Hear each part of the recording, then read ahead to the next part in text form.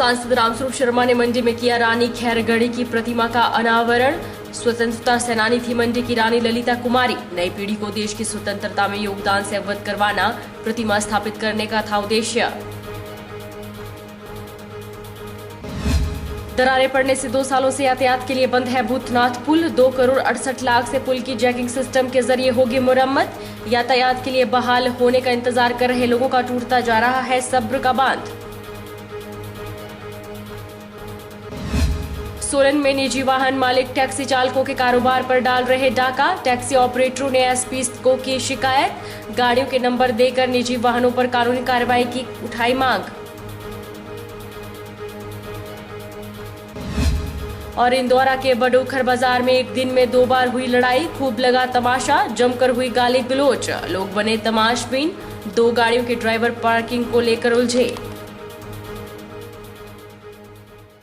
नमस्कार, आप देख रहे हैं HP 24x7। मैं हूं जनीशा। सांसद रामस्वरूप शर्मा ने नगर निगम मंडी में स्कोडी पुल चौक पर स्थापित स्वतंत्रता सेनानी रानी खैरगढ़ी की प्रतिमा का मंगलवार को विधिवत अनावरण किया। बता दें कि मंडी की रानी ललिता कुमारी को लोग रानी खैरगढ़ी के नाम से जानते हैं क्योंकि उनका मायका उत्तर प्रदेश के खैरगढ़ में था। सांसद रामस्वरूप शर्मा ने सभी मंडी वासियों को बधाई देते हुए कहा कि रानी खैरगढ़ी के नाम से विख्यात मंडी की रानी ललिता कुमारी एक महान स्वतंत्रता सेनानी थी जिन पर छोटी काशी को गर्व है। यहाँ उनकी प्रतिमा स्थापित करने का उद्देश्य उनकी स्मृतियों को नमन करना और नई पीढ़ी को देश की स्वतंत्रता में उनके योगदान से अवगत करवाना है। रामस्वरूप शर्मा ने कहा कि जरूरी है कि हमारी युवा पीढ़ी अपने समृद्ध इतिहास और महान हस्तियों के जीवन से परिचित हो, उनके प्रेरणादायी जीवन से सीख लेकर राष्ट्र निर्माण में अपना योगदान देने को तत्पर हो। प्रदेश सरकार का प्रयास है कि महत्वपूर्ण जगहों पर महान स्वतंत्रता सेनानियों, वीर वीरांगनाओं की प्रतिमाएं स्थापित कर लोगों को अपनी विरासत और महान हस्तियों से रूबरू करवाया जाए। रानी खैरगढ़ी ललिता कुमारी जी जिन्होंने स्वतंत्रता संग्राम में महत्वपूर्ण भूमिका निभाई। राजपाट छोड़कर देश को आज़ाद करने का जो बीड़ा उठाया, आज उसलिए पूरा देश, पूरा प्रदेश उन्हें याद करता है। जो मंडी रियासत की रानी थी, बाद में रानी खैरगढ़ी के नाम से मशहूर हुई। और जिस तरह देश को स्वतंत्र कराने के लिए, जिस तरह उन्होंने स्वतंत्रता संग्राम लड़ने वालों से आर्थिक सहायता से लेकर हर आंदोलन में प्रत्यक्ष रूप में भाग लिया, उसकी प्रतिमा मंडी में लगे, ऐसी योजना थी। और माननीय मुख्यमंत्री जयराम ठाकुर जी ने आज उस योजना को अंतिम रूप दिया है। सोलन जिला के विधानसभा क्षेत्र की ग्राम पंचायत सपरून में नवनिर्वाचित प्रधान, उप प्रधान और वार्ड सदस्यों सहित BDC सदस्यों द्वारा क्षेत्र की जनता का आभार व्यक्त करने के उद्देश्य से सिद्ध बाबा बालकनाथ मंदिर देवघाट में विशाल भोज और कार्यक्रम का आयोजन किया गया, जिसमें स्वास्थ्य एवं परिवार कल्याण और आयुष मंत्री डॉक्टर राजीव सेजल बतौर मुख्य अतिथि शरीक हुए। स्वास्थ्य एवं परिवार कल्याण मंत्री डॉक्टर राजीव सेजल ने पंचायती राज चुनाव में जीत हासिल करने के लिए पंचायत के सभी नवनिर्वाचित सदस्यों को शुभकामनाएं और बधाई दी। उन्होंने कहा कि पंचायत में होने वाले विकास की राह में प्रदेश सरकार और खुद भी उनके साथ कंधे से कंधा मिलाकर जनसेवा करने में कोई कसर नहीं छोड़ेंगे। स्वास्थ्य मंत्री ने पंचायत प्रधान द्वारा रखी गई 2 मांगों के लिए 5-5 लाख रुपए की राशि देने की घोषणा भी की ताकि लोगों को परेशानियों का सामना ना करना पड़े। यही प्रार्थना करता हूं कि नवनियुक्त हमारे सभी प्रतिनिधि अपने कार्य, जो ये इनकी जिम्मेवारी है, इसके निर्वहन में आप कामयाब रहें। खूब विकास आपकी इस पंचायत का हो। आपने 2 मांगे मुझे बताई हैं और मैं आपको ये विश्वास देने के लिए भी यहाँ पर आया हूँ कि एक मंत्री के नाते और सरकार में होने के नाते मैं आपको ये विश्वास दे सकता हूँ कि मेरा पूरा सहयोग जो है, 100% सहयोग जो है आपकी पंचायत को रहेगा। जहाँ तक विकास की बात है, 2 बातें आपने यहाँ रखी हैं। भाई रणजीत सिंह ठाकुर जी ने भी कहा, प्रधान जी ने पहले बात रखी, मेहता जी ने भी, ठाकुर साहब ने भी बात रखी, पूर्व प्रधान जी ने। एक तो आपने जो है यहाँ हमने जो अखाड़े के लिए कुछ राशि यहाँ पर दी थी। बहुत बढ़िया कुश्तियों का मेले का आयोजन यहाँ पर होता है और मैं भी 2 बार जो है उस मेले में मैं खुद जो है वहाँ आया हूँ और मैंने देखा है जिस तरह की कुश्तियाँ यहाँ पर होती हैं, वो अपने आप में एक बहुत बढ़िया बात है।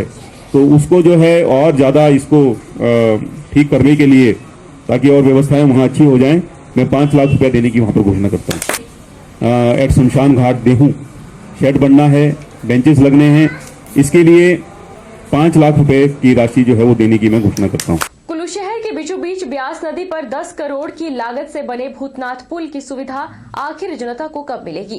करोड़ों रुपए खर्च करने के बाद भी पुल में दरारें आने के कारण भूतनाथ पुल पिछले 2 सालों से यातायात के लिए बंद होने के कारण कुल्लू शहर सहित 7 लगते क्षेत्रों और जिला की अन्य जनता को काफी परेशानियों का सामना करना पड़ रहा है।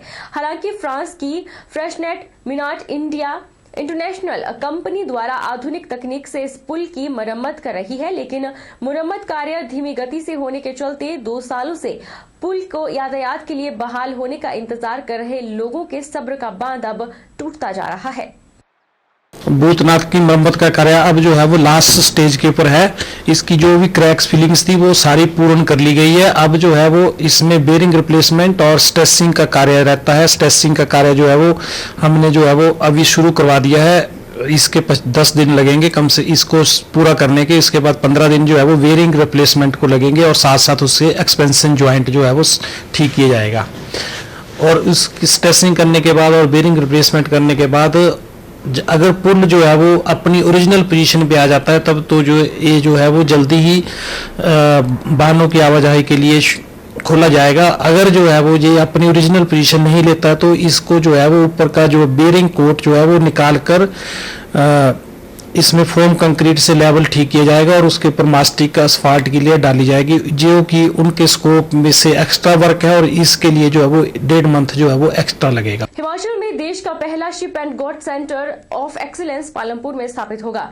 इस प्रोजेक्ट को स्वीकृति के लिए केंद्र सरकार को भेज दिया गया है। स्वीकृति मिलते ही इस बड़े प्रोजेक्ट पर कार्य शुरू हो जाएगा। कृषि विश्वविद्यालय ने इस प्रोजेक्ट को अपने अगले टारगेट के लिए चिन्हित किया है। कृषि विश्वविद्यालय पालमपुर के कुलपति डॉक्टर हरेंद्र कुमार चौधरी का कहना है कि ship and goat centre of excellence का कार्य शुरू होने के साथ ही प्रदेश के सिरमौर, चंबा, लाहौल और कुल्लू जिला के बजौरा में भी सैटेलाइट सेंटर स्थापित किए जाएंगे। हालांकि इन सेंटरों में भेड़ और बकरियों की संख्या काफी कम होगी। सैटेलाइट सेंटर सीधे सेंटर ऑफ एक्सीलेंस से जुड़े होंगे ताकि यहां की प्रक्रिया को वे सीधा अपने सेंटरों में देख अमल में ला सके। आने जाने में दिक्कत के चलते उन्हें सैटेलाइट के माध्यम से इसकी तकनीक को जानने का अवसर मिलेगा।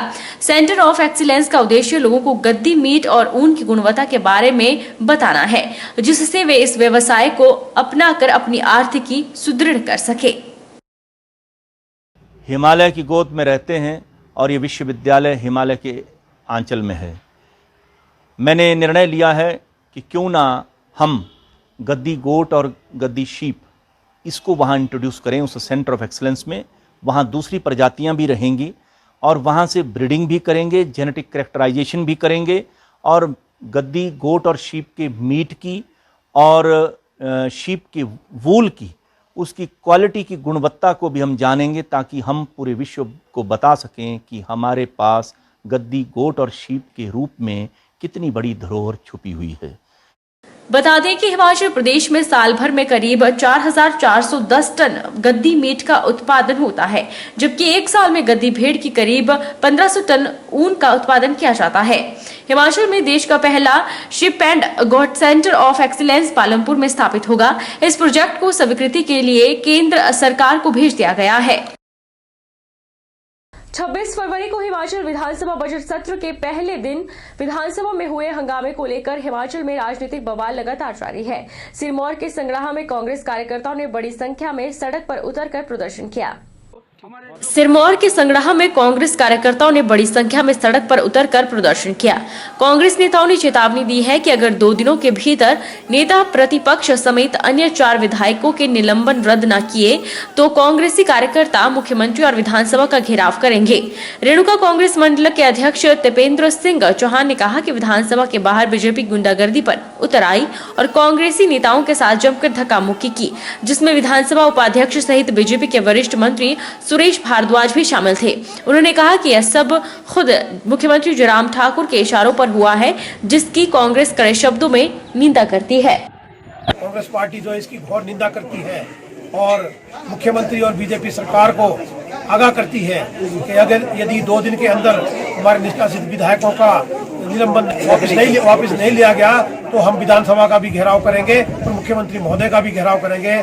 जिस प्रकार से गुंडागर्दी के ऊपर ये जो है सरकार उतर आई है, इसमें मुख्यमंत्री महोदय खुद संलिप्त है और उनके ही सहयोग से ये सारा काम हुआ, जिसमें हमारे जो है हंसराज भारद्वाज जी ने हमारे विधायकों के साथ धक्का मुक्की करी और सुरेश भारद्वाज जी ने तो मंत्री कैबिनेट के मंत्री होते हुए भी उन्होंने हमारे विधायकों के साथ धक्का मुक्की की और पीछे से आके उनको मारा है। इसका हम घोर विरोध करते हैं। कांग्रेस सेवा दल चंबा इकाई ने कांग्रेसी विधायक के निलंबन को वापस लेने की मांग को लेकर उपायुक्त डीसी राणा के माध्यम से राष्ट्रपति को ज्ञापन भेजा। कांग्रेस सेवा दल ने राष्ट्रपति से इस मामले में हस्तक्षेप करते हुए विधायकों के निलंबन को रद्द करने का आग्रह किया है। विधानसभा सत्र में जो हुआ हंगामा हुआ, हमारे 5 विधायकों को निलंबित कर दिया गया। क्योंकि उनका कसूर क्या था? उनका कोई कसूर नहीं है, क्योंकि डिप्टी स्पीकर विधानसभा आदरणीय हंसराज जी, उन्होंने धक्का मुक्की की, उन पर कोई भी कार्रवाई नहीं की गई। आज पेट्रोल के दाम कहाँ पहुँच गए, सिलेंडर का रेट 910 रुपये हो गया, पर ये सोई हुई सरकार जनता को बिल्कुल गुमराह कर रही है। इसलिए कांग्रेस पार्टी ने आज जिलाधीश के माध्यम से महामहिम राष्ट्रपति जी को ज्ञापन सौंपा। जो हमारे 5 विधायकों को इन्होंने निलंबित किया, उनको तुरंत विधानसभा सत्र में वापस बुलाया जाए ताकि ये सत्र सही ढंग से दोबारा शुरू किया जाए। हिमाचल के शिमला और कुल्लू जिले में सतलुज नदी पर बनने जा रही SJVN की 210 मेगावाट की लुहरी चरण 1 जल विद्युत परियोजना के कार्य को जनवरी 2026 तक पूरा करने का लक्ष्य रखा गया है। प्रोजेक्ट से करीब 2000 लोगों को प्रत्यक्ष और अप्रत्यक्ष रोजगार मिलेगा। 62 माह के भीतर इसका निर्माण पूरा होगा। प्रोजेक्ट से प्रभावित परिवारों को 10 साल तक प्रतिमाह 100 यूनिट बिजली मुफ्त मिलेगी। लुहरी चरण 1 जल विद्युत परियोजना को केंद्र सरकार ने 1810.56 करोड़ रुपए के निवेश को अनुमोदन प्रदान किया है।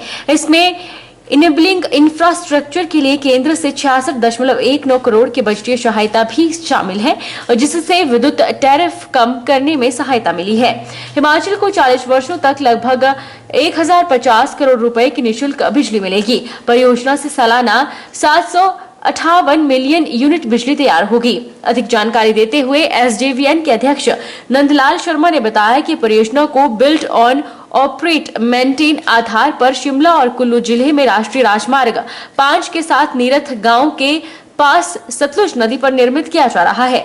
जल विद्युत परियोजना के कार्य को जनवरी 2026 तक पूरा करने का लक्ष्य रखा गया है, लेकिन प्रयास किया जा रहा है कि ये कार्य निर्धारित समय अवधि से पहले हो। Luhri hydro electric project stage 1 है, ये जो नीरथ के पास डैम लगेगा। 210 मेगावाट का प्रोजेक्ट है और 62 मंथ्स में ये बनकर तैयार होगा। तो लगभग 2026 के करीब, जनवरी 26 के करीब ये प्रोजेक्ट बनकर तैयार होगा। हमारा प्रयास है कि इससे पहले इसको कमीशन किया जाए।